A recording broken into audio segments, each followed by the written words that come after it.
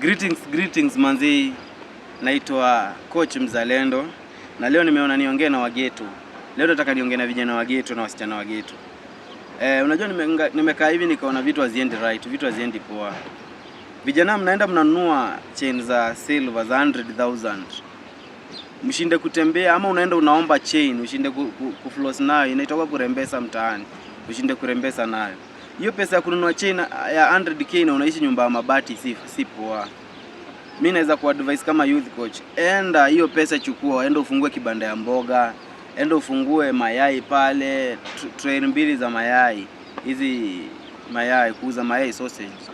Badala ya kununua chain 100k, ushinde kutembea na mbogi mabeste zako mkichunga hiyo chain isikatwe. Unaweza invest. Badala ya kununua hiyo meno ya 2500, chukua hiyo pesa tumia madhe ushago, anunue mbegu apande. Hiyo mbegu ibless wasi chakula. Unajua?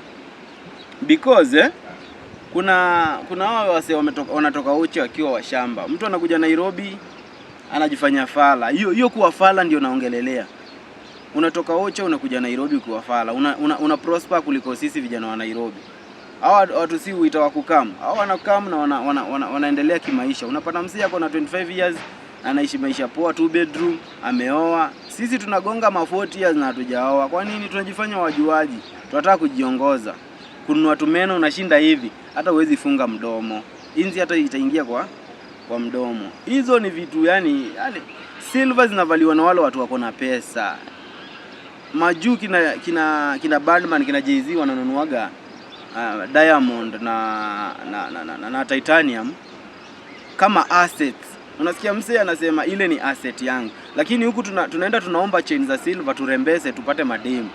Ama tuonekane sini mauru, sini magwangi. Hapana, haifai kuwa hivyo. Inafaa kuwa ukipata 10,000 enda ufungue kibanda ya mboga, yani uweze kulipa bills, uweze kuwa mayo nyumba ya mabati. So wageto mmenipata. I do this for the next generation. Like Mzalendo Kabaridi Records. I'm out.